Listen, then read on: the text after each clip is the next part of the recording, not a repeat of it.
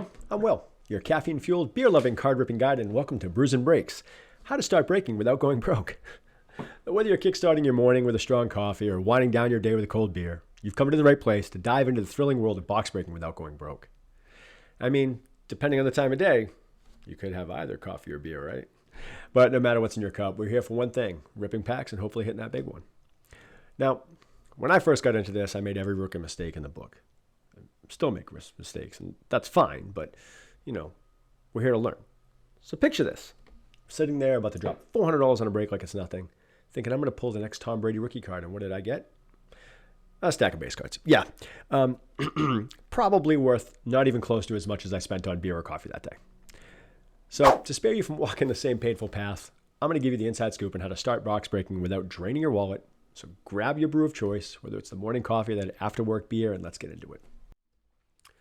So what is box breaking anyway? Well, you might be new to this and wondering, why are all these grown adults getting so excited about ripping packs? Well, box breaking is like paying someone to open a sealed box of sports cards for you, and you get to share what's inside. So it's kind of like buying a lottery ticket, but instead of winning cash, you're hoping for that shiny rare card. The fun part, you get to choose your favorite team, player. Sometimes you get to roll the dice and just see what happens. The host breaks open the box live, and you sit there with your coffee or beer and wait to see if your card karma is strong that day. It's basically like Christmas morning, but instead of getting fruitcake, you might end up with a LeBron James auto or a Tom Brady, rookie reprint, or maybe just fruitcake. No, it's more often than not, it's fruitcake. But even when you don't hit big, it's all about the experience, the community, the excitement of the chase. Plus, it's way more fun ripping packs with your favorite brew in hand. So tip number 1, start small. Trust me. Trust me.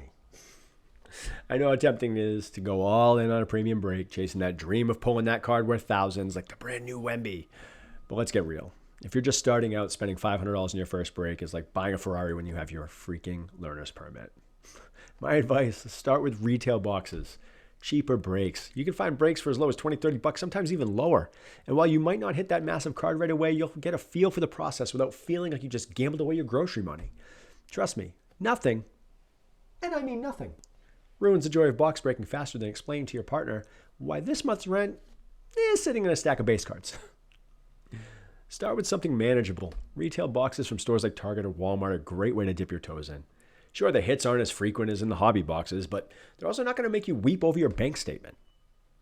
Think of it like starting with a light beer or a basic coffee. You're not going straight to that triple IPA or that double espresso shot.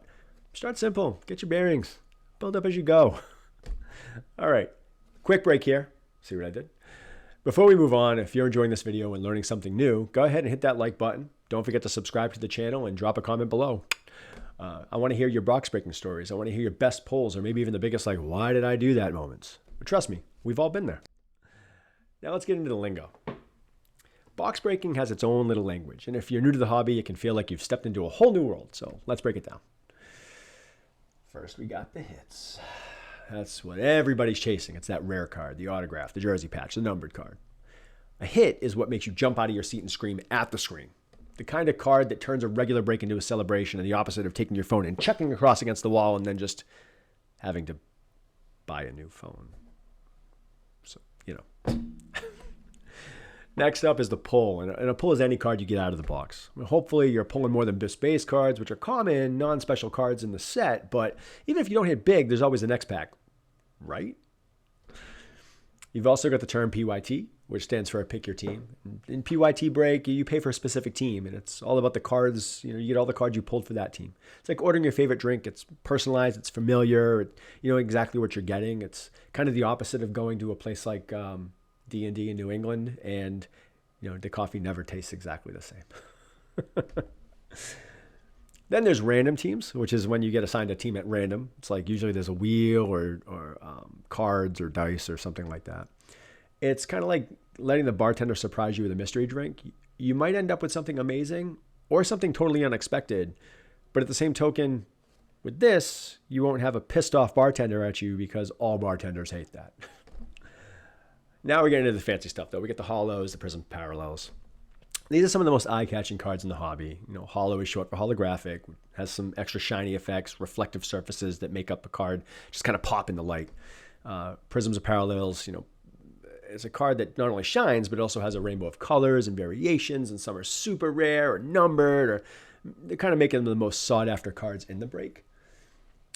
But then we have the creme de la creme, the piece de la resistance, the RPA. It's the holy grail for many collectors, is the rookie patch autograph. It has a piece of maybe even game player's jersey in it. Might not be worn, maybe worn, who knows. Basically, it's the card you want to frame and put in your wall. Now, last tip for the day, don't get sucked into the hype. Don't buy that ticket to the hype train. The sports card world is filled with hype, especially when a new product drops or a hot rookie starts blowing up, and it's easy to get caught up in the frenzy and start throwing money at breaks thinking every card's going to be that $5,000 card. Spoiler alert, it won't. Truth is, breaks can be hit or miss. Chasing the hype can drain your wallet fast. I mean, stick to what you like. Pick the teams, players, or products you enjoy, and don't let FOMO get to you. At the end of the day, remember, it's supposed to be fun. Whether you hit big or you end up with a pile of base cards, you're here for the excitement, the community, the thrill of the chase. Oh, and the coffee or beer, don't forget about that. Because what's better than ripping packs with your favorite new brew and buds? Not much, my friends. All right, folks, that's it for today's video. Hopefully you're feeling more confident about jumping into the world of box breaking without losing your shirt or even your rent money. But remember, start small, learn the lingo, and avoid the hype. But until next time, keep sipping and ripping.